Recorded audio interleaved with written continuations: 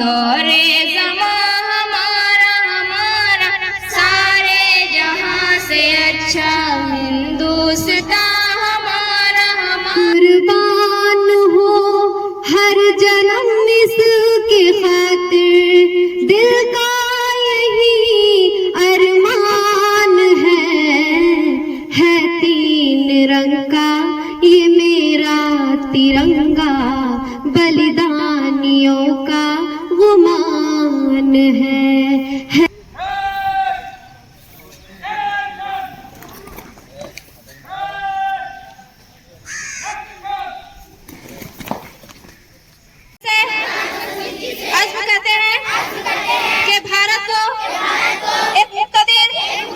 समाजवादी गैर मजहबी अवामी जमहूरियत बनाए।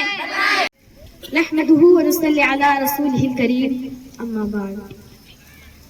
I'm very happy to have the opportunity to express my thoughts on this auspicious occasion of Independence Day. एक दूजे का हम साथ बने हैं, बूंदे बनके बरसात बने हैं, देता जिसकी मिसाल ये जहां।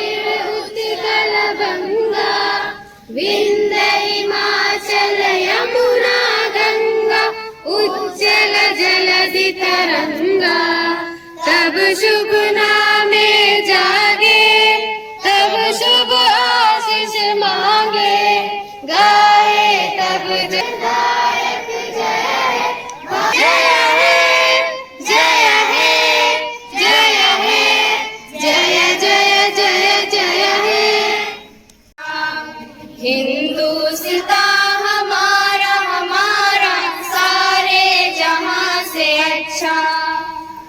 हम बुलबुले हैं इसकी, ये गुलसितां हमारा हमारा सारे जहां से अच्छा हिंदुस्तान हमारा हमारा सारे जहां से अच्छा।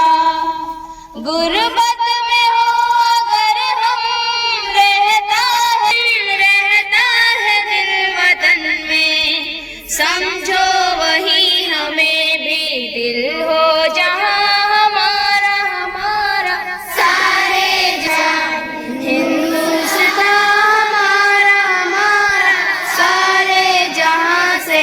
वो तो सबसे ऊंचा हमसाया आसमां का, पर्वत हो सबसे ऊंचा हमसाया आसमां का, वो संतरी हमारा वो बासुबा हमारा हमारा सारे जहां से अच्छा हिंदुस्तान हमारा हमारा सारे जहां से अच्छा।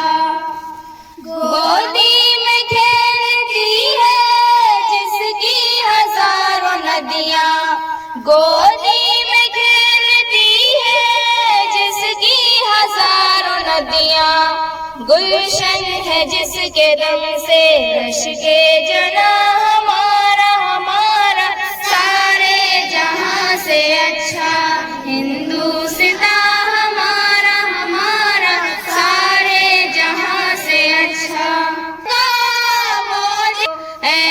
आबरूद गंगा वो दिन है याद तुझको, उतरा तेरे किनारे जब कारवां हमारा हमारा सारे जहां से अच्छा हिंदुस्तान हमारा हमारा से अच्छा।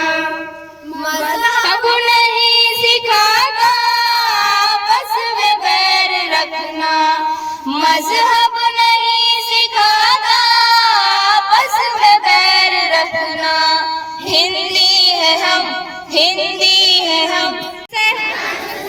अज़्म करते हैं कि भारत को एक मुक़्तदिर, समाजवादी, गैर मजहबी अवामी जमहूरियत बनाए और इसके तमाम शहरियों के लिए हासिल करे इंसाफ, समाजी, माशी और सियासी आज़ादी, ख्याल, इजहार, अक़ीदा, दीन और इबादत, मसावत, बएतबार हैसियत और मौका और हम सब में कुव्वत को तरक्की दे, जिससे फर्द की अज़मत और कौम के इत्तेहाद और सालमियत को तयक़ुन हो।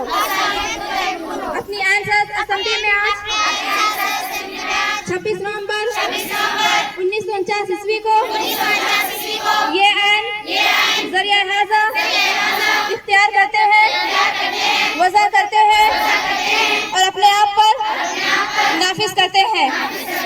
हिंदुस्तान जिंदाबाद, झारखंड जिंदाबाद। I love my country and I am proud of its rich and varied heritage. I shall always strive to be worthy of it.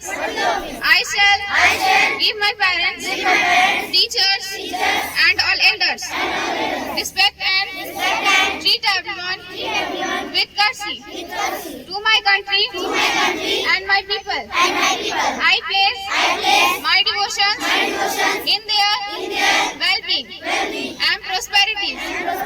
Alone lies my happiness. Jai Hind, Jai Bharat. है तीन रंग का ये मेरा तिरंगा, बलिदानियों का वो मान है। कुर्बान हो हर जन्म इसके खातिर, दिल का यही अरमान है तीन रंग का ये मेरा तिरंगा, बलिदानियों का वो मान है। केसरिया बल है करे पहरेदारी, हरा रंग है हरी भूमि हमारी। केसरिया बल है करे पहरेदारी, हरा रंग है हरी भूमि हमारी।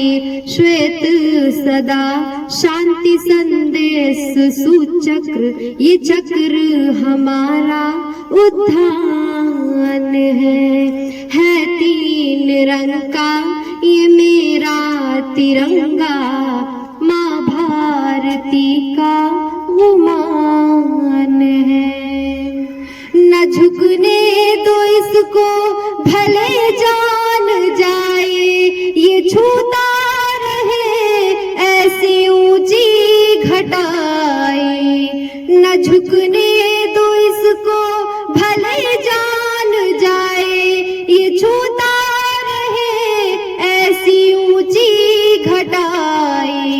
अमृत रोशन करे तेरा बंधन है, तुझ पे ही जान कुर्बान है तीन रंग का ये मेरा तिरंगा, बलिदानियों का वो मान है। धन्यवाद। जिसका अंजाम कल आगाज आएगा, लिख रहा हूँ जिसका अंजाम कल आगाज आएगा, मेरे लहू का हर एक कतरा इनकलाब लाएगा। मैं रहूं या ना रहूं पर ये वादा है तुमसे मेरा, मैं रहूं या ना रहूं पर ये वादा है तुमसे मेरा, मेरे बाद वतन में मरने वाले का सैलाब आएगा। आदरणीय अतिथिगण, शिक्षकगण एवं मेरी प्रिय सहपाठियों, आज के इस शुभ अवसर पे मुझे अपने देशभक्तियों से ओतप्रोत अपने विचार आपके समक्ष व्यक्त करने का एक शुभ अवसर प्राप्त करके अत्यंत खुशी की अनुभूति हो रही है।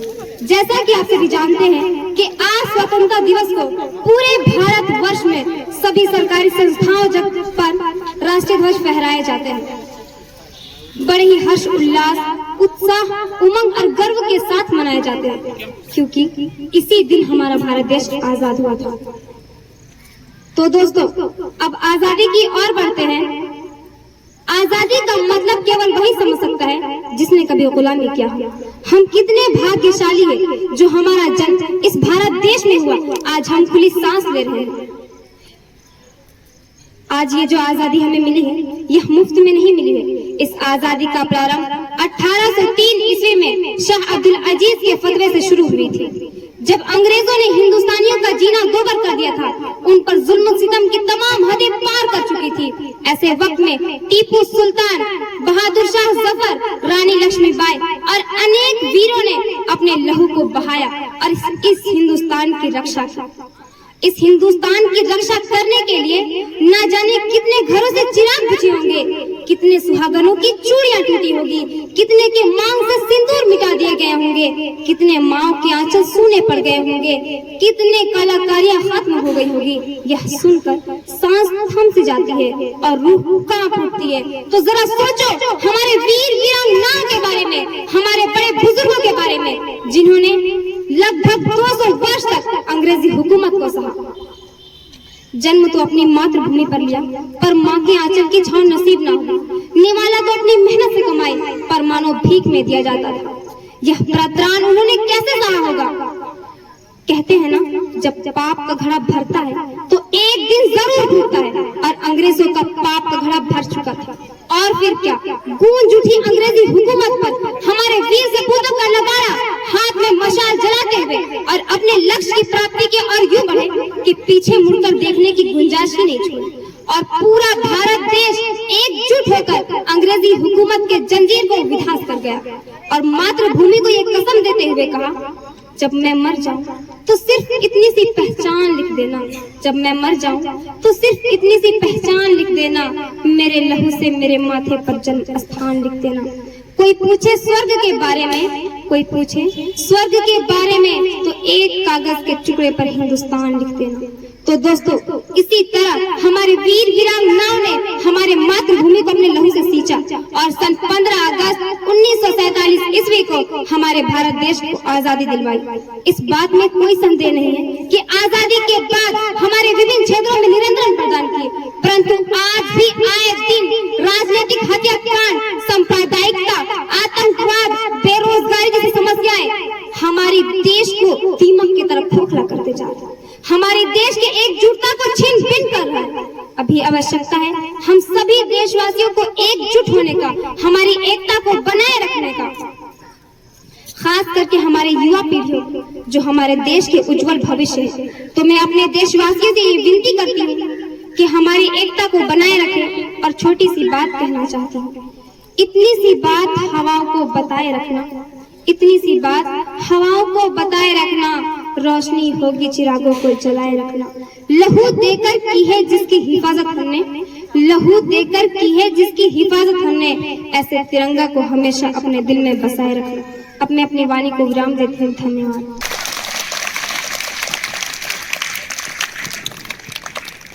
मौजूद सुखन है हिंदुस्तान की आजादी में मुसलमानों का किरदार। हज़रात सामईन, हिंदुस्तान को तवील जद्दोजहद के बाद आजादी की नेमत हासिल हुई, जिसके लिए हमारे असलाफ ने जबरदस्त कुर्बानियों का नजारा पेश किया। जानो माल की कुर्बानियां दी, तहरीकें चलाई, तख्ते दार पर चढ़े, फांसी के फंदे को बखुशी गले लगाए। हिंदुस्तान की आजादी में मुसलमानों का हिस्सा कुदरती तौर पर मुमताज नुमा रहा है। आजादी हिंद में मुसलमान और खुसूसन उलमाए कराम हिस्सा न लेते तो आज आजादी का ख्वाब शर्मिंदा ताबीर न होता। आजादी का ख्वाब शर्मिंदा ताबीर न होता। तहरीके आजादी न चलती, तहरीके बालाकोट का वजूद न डाला जाता, तहरीके रेशमी रुमाल न होती, तहरीके खिलाफत गलगला न होता, हिंदुस्तान छोड़ो तहरीक का जोर शोर न होता, तो आज हम गुलामी की जिंदगी बसर कर रहे होते। अगर टीपू सुल्तान हम अपने तलवार से ना ललकारते तो आज हम गुलामी की जिंदगी बसर कर रहे होते। अगर मौलाना अबुल कलाम आजाद हमें तबलीग ना करते तो आज हम गुलामी की जिंदगी बसर कर रहे होते। तभी तो किसी शायर ने क्या ही खूब कहा है, कौन रखेगा हमें याद इस दौरे खुदगर्जी में, कौन रखेगा हमें याद इस दौरे खुदगर्जी में। हालात ऐसे कि लोग खुदा को भूल गए, हम कौन अपने असलाफ की कोई अदा याद नहीं है, अगर याद तो काफिरों के तराने ही बस है, अगर नहीं याद तो मस्जिद की सदा याद नहीं। अपनी जिल्लत का सबब यही है शायद, अपनी जिल्लत का सबब यही है शायद, सब कुछ है याद मगर खुदा याद नहीं। और फिर वो संग गिरा जो हायल है, रास्ते से हटाकर दम लेंगे, हम राह वफा के रहरू हैं, मंजिल ही पे जाकर दम लेंगे। ये बात आया है दुनिया में, हम फूल भी हैं तलवार भी हैं, या बस में जहां महकाएंगे या खून में नहाकर दम लेंगे। जिस खून शहीदा से अब तक गुले रंग हुई है ये जमीन, उस खून के कतरे कतरे से तूफान उठाकर दम लेंगे। शुक्रिया। नहमदुहु व नुसल्ली अला रसूलिहिल करीम, अम्मा बाद। I'm very happy to have the opportunity to express my thoughts on this auspicious occasion of Independence Day. This is our 77th Independence Day celebration. Just 77 years ago, we got independence from the British. The story of our freedom struggle is very big, which cannot be described now. Independence Day is very important for every Indian. Just 76 years ago, the British ruled India. They came to the India on the pretext of trade and gradually took everything under their control and made us their slaves. Then, on 15th August 1947, India became independent. After many agitations and battles, many heroes sacrificed their lives to get freedom for India. Like Nawab Sirajuddaulah, Maulana Abul Kalam Azad, Maulana Hasrat Mohani, Chandrasekhar Azad and many heroes. Due to the brave warriors of our country, India became independent today, and today we celebrate this day to pay tribute the brave warriors. Independence Day is one of the national festival of India. Now I am going to end my speech with these words. Thank you.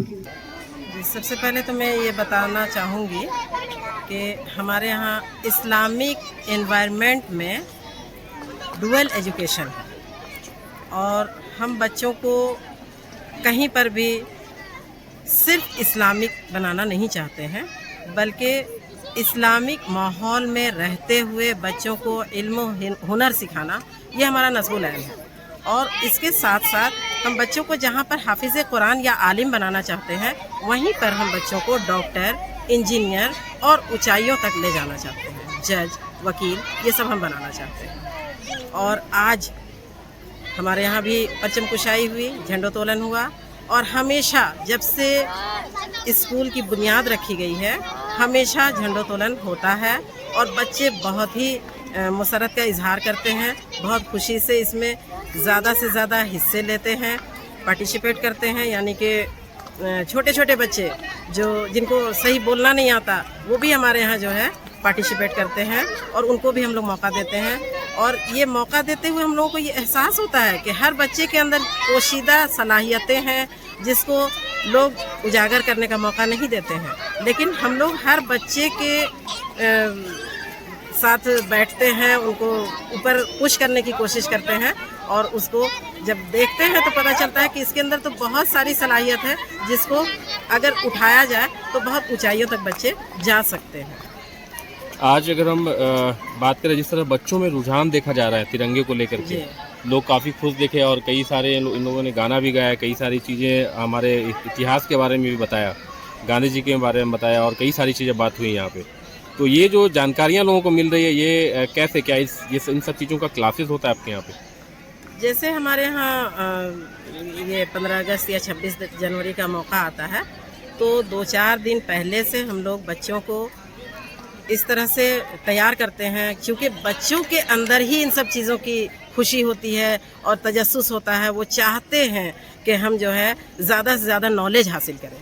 अभी शाम में एक programme है, इस्लाम मुस्लिम लोगों के क्या, यानी हिंदुस्तान में मुस्लिम का क्या ये योगदान रहा है और मुस्लिम लोगों ने कैसे कैसे कहाँ तक कब कब हुकूमतें की, इसका क्विज़ है मेरे यहाँ रात में।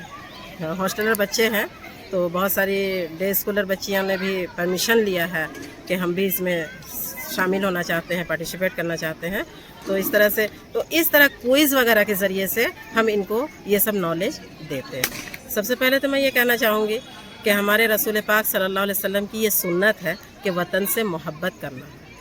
तो ये सुन्नत के तहत हम अपने बच्चों को ये पैगाम देते हैं कि बेटा अपने वतन से मोहब्बत करना चाहिए, अपने वतन के ज़र्रे ज़र्रे से प्यार होना चाहिए। ये सब चीज़ें हम अपने बच्चों को सिखाते हैं, तरबियत करते हैं।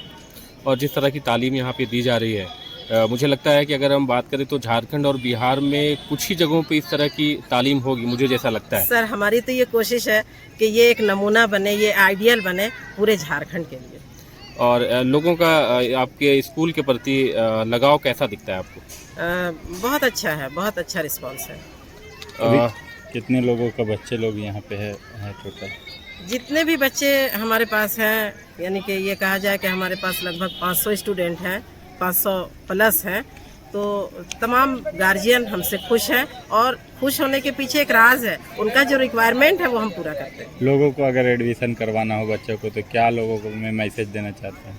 जी, लोग अगर ये चाहते हैं कि यहाँ पर Fatima academy girls and boys में अपने बच्चों का दाखिला कराएं, तो मैं ये उनको मशवरा देना चाहूँगी, ये मैसेज देना चाहूँगी कि बिल्कुल वो अपने बच्चों को यहाँ पर ला के डाल सकते हैं, इसलिए कि हमारे यहाँ डुअल एजुकेशन है। अपने बच्चों के ड्रीम को वो अपने बच्चों के ज़रिए से यहाँ पर पूरा कर सकते हैं। मैं देख रहा हूँ छोटे छोटे बच्चे भी अंग्रेजी में बात करते हैं, इंग्लिश में बात करते हैं, कॉन्फिडेंस काफ़ी देखने को मिलता है। यहाँ पर खुली आज़ादी है बच्चों को, तुम जितना जानते हो उतना ही बोलो, तुम्हारे ऊपर कोई हंसेगा नहीं, तुम्हारी इस्लाह की जाएगी और ये पूरी आज़ादी है। टूटे फूटे लफ्ज़ में भी बच्चे बोलते हैं तो हम उनकी सराहना करते हैं। चलिए एक बार अपना पूरा परिचय एक बार बताइए, अपना पूरा नाम। जी, मैं Tabassum Fatima, principal Fatima academy girls and boys, Itki, Ranchi. अच्छा, एक चीज़ ताकि बच्चों को पूरी तालीम दे सके और पूरी तालीम के साथ उनकी तरबियत हो सके, उनकी जहन साजी हो सके, उनकी किरदार साजी हो सके। छोटे छोटे बच्चे जो हमारे पास आते हैं तो उन लोगों को हम सुबह से शाम तक पूरी गाइडिंग में रखते हैं। जैसे एक माँ अपनी निगरानी में अपने बच्चों को रखती है, जैसे सुबह में बेड से उठाना ये भी हमारी जिम्मेदारी होती है। हमारी जो वार्डन है वो बेड से उठाती हैं, फिर उनको ब्रश कराना, उनको ला करके नमाज में खड़ा करना, ये सब हमारी वार्डन और हमारी टीचर्स करती हैं। इसलिए हम ज़्यादा से ज़्यादा हॉस्टल टीचर प्रोवाइड करते हैं। नमाज वगैरह को लेकर के या फिर कुरान शरीफ की तिलावत को लेके कैसे करते हैं बच्चे? छोटे छोटे बच्चे 5 वक्त की नमाज पढ़ते हैं। छोटे छोटे बच्चे बहुत ही खुशी से 5 वक्त की नमाज़ पढ़ते हैं और 5 वक्त की नमाज़ पढ़ने के बाद वो छोटे बच्चे जिनको हम नूरानी कायदा पढ़ाते हैं वो बच्चे भी कुरान लेके बैठना चाहते हैं। क्या कभी ऐसा होता है कि छोटे बच्चे जिद करते हैं कि मुझे घर जाना है? छोटे बच्चे कभी कभार पेरेंट्स के आने पर ऐसा होता है कि वो भावुक हो जाते हैं, पेरेंट्स के साथ जाना चाहते हैं, तो हम लोग कहते हैं कि जाइए ना, यहाँ पर से इटकी से ही आइसक्रीम वगैरह दिला दीजिए, केक बिस्किट वगैरह दिला दीजिए, बच्चा मान जाएगा और बच्चा मान भी जाता है। अच्छा, बच्चे जब आते हैं तो क्या लगता है कि अपने घर को, अपने पेरेंट्स को और अपने जो घर में बहन भाई सबको छोड़ करके आते हैं जी, तो कैसे आप लोग हैंडल कर पाते हैं लोग? इनको उतना प्यार हम देते हैं और इतना इंगेज रखते हैं। ये 2 चीज़ें हैं, 2 पॉइंट है। एक तो उनको उतना प्यार देते हैं और दूसरी ये है कि उनको हम उतना इंगेज रखते हैं, कभी खिला करके, कभी पढ़ा करके, कभी दौड़ा करके, यानी कि उनके हिसाब से उनकी रूटीन हम बनाते हैं। हॉस्टल में रहने वाले बच्चे कितने उम्र से कितनी उम्र तक होंगे अभी यहाँ पे? 7 साल से 17 साल तक। ठीक है मैम, अगर हम बात करें कि हिफ्ज करने के बाद या हाफिजा होने के बाद कितना वक्त लगता है मैट्रिक की एग्ज़ाम देने में एलिजिबल हो जाते हैं? जी, मैं सबसे पहले ये बताऊं कि हिफ्ज जिसने भी किया, बच्चा हो या बच्ची हो, जिसने भी हिफ्ज किया उसके जहन इतने तेज़ हो जाते हैं कि उनको हम कहीं भी किसी मोड़ पर भी ले जा सकते हैं और कितनी जल्दी भी हम कहीं पर ले जा सकते हैं। अभी तो हमारे यहाँ एक कोर्स आया है शाहीन बीदर का, जिसमें 18 महीने में हाफिज़ कुरान को मैट्रिक कराया जाता है। एक तो ये है, लेकिन मेरी जो सोच है या मेरी जो समझ है या जहाँ तक मैं पहुँच सकती हूँ, जो मैंने प्रैक्टिकल देखा है कि हिफ्ज़ करने के बाद किसी भी सब्जेक्ट को बच्चा मुश्किल नहीं समझता है, बहुत आसानी से और बहुत जल्दी कवर कर लेता है। इसलिए बच्चे को हिफ्ज़ करने के बाद बहुत जल्दी मैट्रिक कराया जा सकता है। प्लस अगर हम उनको लॉ भी करा दें तो बच्चा उसमें भी महारत हासिल कर सकता है। अच्छा, एक चीज़ और मैं जानना चाह रहा था, इतना बड़ा प्रेमाइसिस में सीसीटीवी कैमरे वगैरह लगाए हुए हैं आपके यहाँ पे मॉनिटरिंग के लिए, कोई बाहर का लोग तो नहीं आ रहा है इसमें, कुछ बताना चाहें सर? नहीं, वो सब सीसीटीवी कैमरा वगैरह जो लगा हुआ है तो वो हम अपने बच्चों की ही निगरानी के लिए लगाए हुए हैं और उसकी मॉनिटरिंग हम ही लोग खुद करते हैं। यानी कि बच्चा कब नमाज में गया, कोई बच्चा कहीं छूट तो नहीं गया, उसको फिर हम उसी को बच्चे को बुला करके दिखाते हैं, देखिए बेटा आप रह गए थे ना, आपको नहीं रहना चाहिए, तो फिर बच्चा आइंदा बार से ऐसी गलती नहीं करता है। और उसके लिए हॉस्टल में, गर्ल्स हॉस्टल में गर्ल्स रखी हुई हैं, टीचर्स रखी हुई हैं, बॉयज़ हॉस्टल में सर लोग करते हैं और स्कूल का मैं खुद देखती हूँ। सिक्योरिटी पर्पज से बच्चों की अगर बात करें तो क्या इंतजाम है आपके यहाँ? ये है कि बच्चे जब हमारे पास आ गए तो उनकी पूरी देखभाल हमारी जिम्मेदारी होती है। यहाँ तक कि जैसे बच्चे गेट के पास अंदर आ गए तो हमारे यहाँ गेट में सिक्योरिटी है और एक नहीं 3-3 गार्ड हैं, गर्ल्स की तरफ अलग, बॉयज़ की तरफ अलग, और सीसीटीवी कैमरे के ज़रिए और गार्ड के ज़रिए, खुद हमारे लोगों के ज़रिए हम बच्चों का पूरा ख्याल रखते हैं। यहाँ तक कि उनकी रात की निगरानी, दिन की निगरानी, पढ़ाई के टाइम की निगरानी खुद हम लोग करते हैं। मैं करती हूँ, सर करते हैं, हमारे स्टाफ करते हैं। यानी कि बच्चा जब मेरे पास आ गया तो उसको सारी सहूलियात देने के बाद उनकी पूरी निगरानी हमारा फ़र्ज़ है। मतलब एक तरह से अगर कहें कि बच्चों का एडमिशन के बाद पेरेंट्स को निश्चित हो जाना चाहिए। बिल्कुल, बच्चे अगर हमारे कैंपस में बच्चे को डाल दिए, एडमिशन करा दिया, दाखिला करा दिया, तो उसके बाद बच्चों को बिल्कुल मुतमईन हो जाना चाहिए कि हमारे बच्चे बिल्कुल पढ़ाई में भी पूरा ध्यान देंगे और पूरा सेफ है हमारे बच्चे। अल्हम्दुलिल्लाह मेरी बच्ची यहाँ पढ़ती है और बहुत अच्छा लगता है यहाँ का माहौल, यहाँ का डिसिप्लिन, यहाँ का जो सारे सिस्टम है, बच्चों लोग से जो प्यार मोहब्बत है, टीचर का इतने अखलाक से मिलते हैं कि पता ही नहीं चलता है कि हम अपने बच्चों को स्कूल पे कहीं दिए हैं या बोर्डिंग स्कूल में दिए हैं। बस ये एहसास है कि हम, ऐसा लगता है कि अपने घर के ही कुछ सदस्य के हवाले किए अपने बच्चों को, और उसी तरह से यहाँ बच्चों को प्यार मिलता है। और अल्हम्दुलिल्लाह यहाँ 3 महीना तकरीबन होने वाला हमारी बच्ची का एडमिशन का।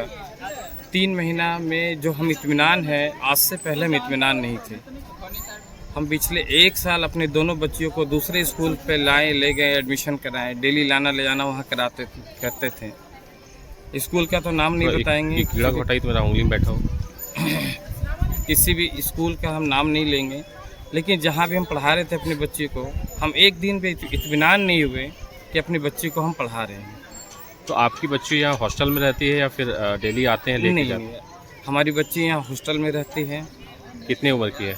ये अभी मेरी बच्ची 7 साल की उम्र में है और यहाँ पे दाखिला करवाएं। तो 7 साल की उम्र तो बहुत कम होती है। बच्ची कभी तंग नहीं करती कि मुझे घर जाना है? छोटी बच्ची है, तंग तो करती है, लेकिन अल्हम्दुलिल्लाह अब सेट हो गई है, अब उसका माइंड भी सेट हो गया है। यहाँ उस्ताद का, मैडम लोग का और भी अपने सीनियर स्टूडेंट का प्यार मोहब्बत देखी है, अब सबके साथ दिल लग गया उसका। अब यहाँ रहना उसके लिए अब मुश्किल नहीं है। मतलब शुरू में जिद क्या करती थी? अभी शुरू में जिद क्या करती थी, किसी को पहचानती नहीं थी, किसी को जानती नहीं थी, तब ज़्यादा तंग करती थी। अब क्या लगता है, घर पे ज़्यादा मन लगता है कि यहाँ?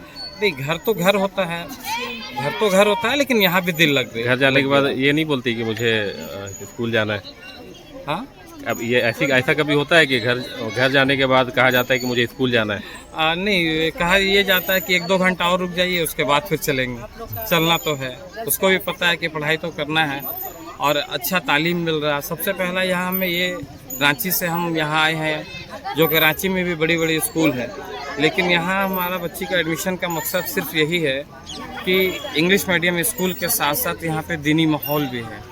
बच्चों को क्या है, हाफजा का भी यहाँ पे है, आलिमा का भी कोर्स होता है, आलिमा का भी कोर्स होता है, हिफ्ज़ का भी मामला है, और एक अच्छा माहौल मिल जाता है, बच्चों के अंदर अच्छा तरबियत हो रहा है। यही सब चीज़ देख करके एक सुकून मिलता है कि नहीं, अल्हम्दुलिल्लाह। थोड़ा दूर ज़रूर है लेकिन बेहतर है, और दूर भी बहुत ज़्यादा दूर नहीं बोलेंगे। ट्रेन का फैसिलिटी रांची से है, आधा घंटा में आ जाते हैं लोग। अपनी गाड़ी है तो 1 घंटा बहुत है। क्या नाम है आपका? जी, हमारा नाम मोहम्मद सरफराज नवाज है। क्या कुछ कहेंगे? आपकी बच्चे यहाँ पे पढ़ते हैं? मेरे बच्चे अभी 3 महीना से यहाँ हैं, एडमिशन करवाए हैं। कितने साल की बच्ची है? 12 साल की बच्ची है। कैसा लगता है यहाँ का माहौल, यहाँ का पढ़ाई? अल्हम्दुलिल्लाह अभी तक तो बहुत अच्छी लग रही है। 12 साल से बच्ची है, 12 साल की। अच्छा, अभी 3 महीना हुआ है। तो हॉस्टल में ही छोड़ा? हाँ, हॉस्टल में ही रहती है। आपने यहाँ एडमिशन कराया होगा तो कैसे मालूम चला यहाँ के बारे में? ऑनलाइन मैंने देखा यूट्यूब में, उस पर देखी है। मेरे बच्चे पहले बोकानो पढ़ते थे, इंग्लिश मीडियम स्कूल में। दुनियावी तालीम थी लेकिन दीनी तालीम नहीं थी। तो आप बोकारो से है? जी हम बोकारो। तो आपने जो देखा, जो सोचा, वो यहाँ पे पाया आपने? अल्हम्दुलिल्लाह अभी तक तो पाया जाए। क्या उम्मीद लग रहा है आपको सारा आगे इन्वायरमेंट? उम्मीद है कि इसी तरह से चलता रहे। आज जिस तरह से यहाँ पे झंडा का जो यहाँ पे प्रोग्राम हुआ, झंडोत्तोलन हुआ, जी। और जिस तरह से एंथम, नेशनल एंथम गाया गया, बच्चों में जिस तरह रुझान देखा गया, जिस तरह प्रोग्राम किया जाता है यहाँ पे, हम बिल्कुल क्या कुछ कहेंगे इस बारे में? बहुत अच्छा प्रोग्राम किया गया, ऐसी होनी भी चाहिए। चलिए, अपना पूरा नाम बताइए ना। हमारा मुमताज आलम हो गया। जिसका अंजाम कल आगाज आएगा, लिख रहा हूँ जिसका अंजाम कल आगाज आएगा। मेरे लहू का हर एक कतरा इनकलाब लाएगा। मैं रहूं या ना रहूं, पर ये वादा है तुमसे मेरा। मैं रहूं या ना रहूं, पर ये वादा है तुमसे मेरा। मेरे बाद वतन में मरने वाले का सैलाब आएगा। आदरणीय अतिथिगण, शिक्षकगण एवं मेरी प्रिय सहपाठियों, आज के इस शुभ अवसर पे मुझे अपने देशभक्तियों से ओतप्रोत अपने विचार आपके समक्ष व्यक्त करने का एक शुभ अवसर प्राप्त करके अत्यंत खुशी की अनुभूति हो रही है। जैसा कि आप सभी जानते हैं कि आज स्वतंत्रता दिवस को पूरे भारत वर्ष में सभी सरकारी संस्थाओं पर राष्ट्रीय ध्वज फहराए जाते हैं। बड़े ही हर्ष उल्लास, उत्साह, उमंग और गर्व के साथ मनाए जाते हैं, क्योंकि इसी दिन हमारा भारत देश आजाद हुआ था। तो दोस्तों, अब आजादी की ओर बढ़ते हैं। आजादी का मतलब केवल वही समझ सकता है जिसने कभी गुलामी किया हो। हम कितने भाग्यशाली हैं जो हमारा जन्म इस भारत देश में हुआ। आज हम खुली सांस ले रहे हैं। आज ये जो आजादी हमें मिली है, यह मुफ्त में नहीं मिली है। इस आजादी का प्रारंभ 1803 ईस्वी में शाह अब्दुल अजीज के फतवे से शुरू हुई थी।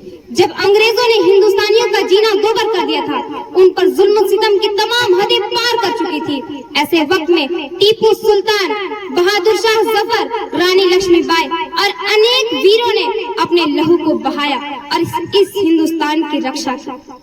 इस हिंदुस्तान की रक्षा करने के लिए न जाने कितने घरों से चिराग बुझे होंगे, कितने सुहागनों की चूड़ियां टूटी होगी, कितने के मांग से सिंदूर मिटा दिए गए होंगे, कितने माओ के आंचल सूने पड़ गए होंगे, कितने कलाकारियां खत्म हो गई होगी। यह सुनकर सांस थम सी जाती है और रूह कांप उठती है। तो जरा सोचो हमारे वीर वीरांगनाओं के बारे में, हमारे बड़े बुजुर्गों के बारे में, जिन्होंने लगभग 200 वर्ष तक अंग्रेजी हुकूमत को सहा। जन्म तो अपनी मातृभूमि पर लिया, पर माँ के आंचल की छांव नसीब न हुई। निवाला तो अपनी मेहनत से कमाई, पर मानो भीख में दिया जाता था। यह प्रात्रान उन्होंने कैसे सहा होगा? कहते हैं ना, जब पाप का घड़ा भरता है तो एक दिन जरूर भरता है, और अंग्रेजों का पाप का घड़ा भर चुका था। और फिर क्या गूंज उठी अंग्रेजी हुकूमत पर। हमारे वीर सपूतों का नगारा हाथ में मशाल जलाते हुए और अपने लक्ष्य की प्राप्ति के और यूं बढ़े कि पीछे मुड़कर देखने की गुंजाइश ही नहीं छोड़ी। और पूरा भारत देश एकजुट होकर अंग्रेजी हुकूमत के जंजीर को विध्वंस कर गया और मातृभूमि को एक कसम देते हुए कहा, जब मैं मर जाऊं तो सिर्फ इतनी सी पहचान लिख देना। जब मैं मर जाऊं तो सिर्फ इतनी सी पहचान लिख देना। मेरे लहू से मेरे माथे पर जन्म स्थान लिख देना। कोई पूछे स्वर्ग के बारे में, कोई पूछे स्वर्ग के बारे में, तो एक कागज के टुकड़े पर हिंदुस्तान लिख देना। तो दोस्तों, इसी तरह हमारे वीर वीरांगनाओं ने हमारे मातृभूमि को अपने लहू से सींचा और सन 15 अगस्त 1947 ईस्वी को हमारे भारत देश को आजादी दिलवाई। इस बात में कोई संदेह नहीं है कि आजादी के बाद हमारे विभिन्न क्षेत्रों में निरंतर प्रदान किए, परंतु आज भी आए दिन राजनीतिक हत्याकांड, सांप्रदायिकता, आतंकवाद, बेरोजगारी जैसी समस्याएं हमारे देश को दीमक की तरफ खोखला करते जा रहे हैं। हमारे देश के एकजुटता को छीन भिन कर रहा है। अभी आवश्यकता है हम सभी सभी देशवासियों को एकजुट होने का, हमारी एकता को बनाए रखने का, खास करके हमारे युवा पीढ़ियों जो हमारे देश के उज्जवल भविष्य है। तो मैं अपने देशवासियों से ये विनती करती हूँ कि हमारी एकता को बनाए रखें। और छोटी सी बात कहना चाहती हूँ, इतनी सी बात हवाओं को बताए रखना, इतनी सी बात हवाओं को बताए रखना, रोशनी होगी चिरागों को जलाए रखना। लहू देकर की है जिसकी हिफाजत हमने, लहू देकर की है जिसकी हिफाजत हमने, ऐसे तिरंगा को हमेशा अपने दिल में बसाए रखना। अब मैं अपनी वाणी को विराम देती हूँ। धन्यवाद।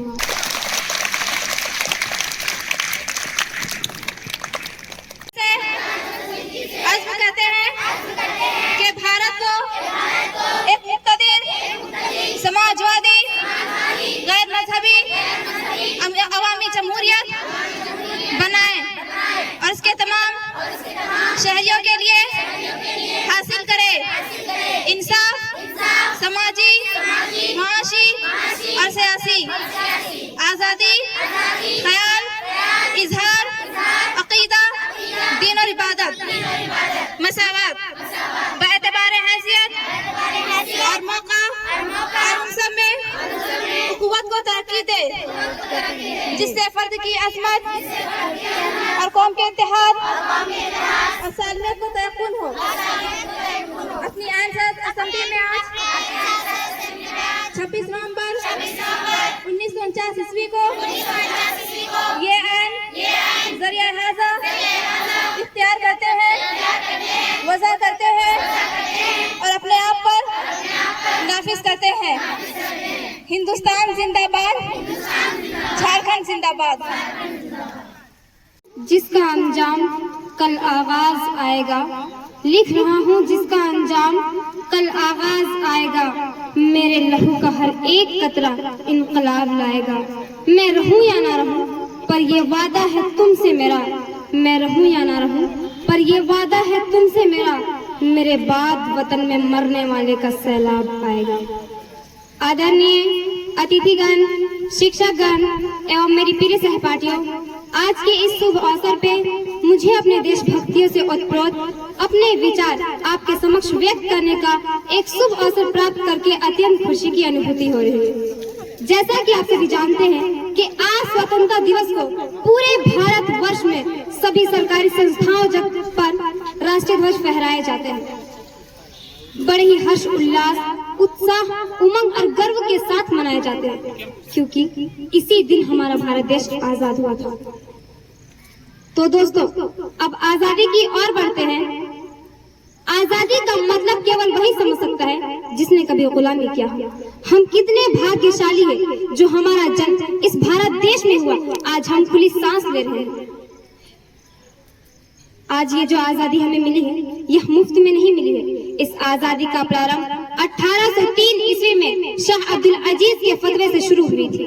जब अंग्रेजों ने हिंदुस्तानियों का जीना दोबर कर दिया था, उन पर जुल्म सितम की तमाम हदें पार कर चुकी थी। ऐसे वक्त में टीपू सुल्तान, बहादुर शाह जफर, रानी लक्ष्मीबाई और अनेक वीरों ने अपने लहू को बहाया और इस हिंदुस्तान की रक्षा की।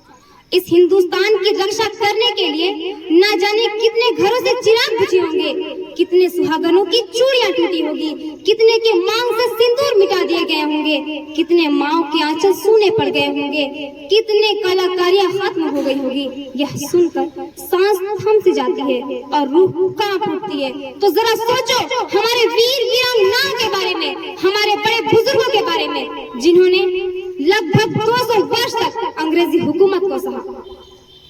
जन्म तो अपनी मातृभूमि पर लिया, पर माँ के आंचल की छांव नसीब न हुई। निवाला तो अपनी मेहनत से कमाई, पर मानो भीख में दिया जाता था। यह प्रात्रान उन्होंने कैसे सहा होगा? कहते हैं ना, जब पाप का घड़ा भरता है तो एक दिन जरूर भरता है, और अंग्रेजों का पाप का घड़ा भर चुका था। और फिर क्या, गूंज उठी अंग्रेजी हुकूमत पर हमारे वीर सपूतों का नगारा, हाथ में मशाल जलाते हुए और अपने लक्ष्य की प्राप्ति के और यूं बढ़े कि पीछे मुड़कर देखने की गुंजाइश ही नहीं छोड़ी। और पूरा भारत देश एकजुट होकर अंग्रेजी हुकूमत के जंजीर को विध्वंस कर गया और मातृभूमि को ये कसम देते हुए कहा, जब मैं मर जाऊं तो सिर्फ इतनी सी पहचान लिख देना। जब मैं मर जाऊं तो सिर्फ इतनी सी पहचान लिख देना। मेरे लहू से मेरे माथे पर जन्म स्थान लिख देना। कोई पूछे स्वर्ग के बारे में, कोई पूछे स्वर्ग के बारे में, तो एक कागज के टुकड़े पर हिंदुस्तान लिख देना। तो दोस्तों, इसी तरह हमारे वीर वीरांगनाओं ने हमारे मातृभूमि को अपने लहू से सींचा और सन 15 अगस्त 1947 ईस्वी को हमारे भारत देश को आजादी दिलवाई। इस बात में कोई संदेह नहीं है कि आजादी के बाद हमारे विभिन्न क्षेत्रों में निरंतर प्रदान किए, परंतु आज भी आए दिन राजनीतिक हत्याकांड, सांप्रदायिकता, आतंकवाद, बेरोजगारी जैसी समस्याएं हमारे देश को दीमक की तरफ खोखला करते जा रहे हैं। हमारे देश के एकजुटता को छीन भिन कर रहा है। अभी आवश्यकता है हम सभी देशवासियों को एकजुट होने का, हमारी एकता को बनाए रखने का, खास करके हमारे युवा पीढ़ियों जो हमारे देश के उज्जवल भविष्य है। तो मैं अपने देशवासियों से ये विनती करती हूँ कि हमारी एकता को बनाए रखें। और छोटी सी बात कहना चाहती हूँ, इतनी सी बात हवाओं को बताए रखना, इतनी सी बात हवाओं को बताए रखना, रोशनी होगी चिरागों को जलाए रखना। लहू देकर की है जिसकी हिफाजत हमने, लहू देकर की है जिसकी हिफाजत हमने, ऐसे तिरंगा को हमेशा अपने दिल में बसाए रखना। अब मैं अपनी वाणी को विराम देती हूँ। धन्यवाद।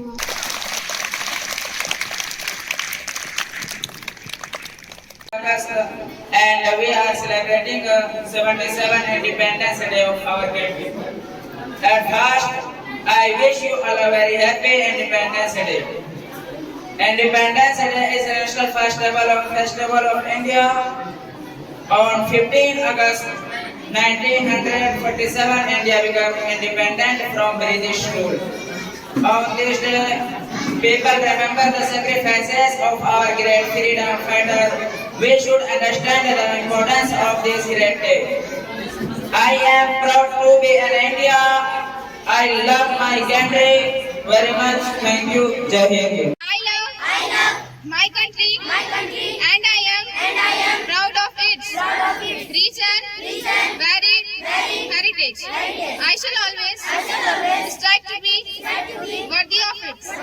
I shall give my parents, teachers, and all elders respect and treat everyone with courtesy.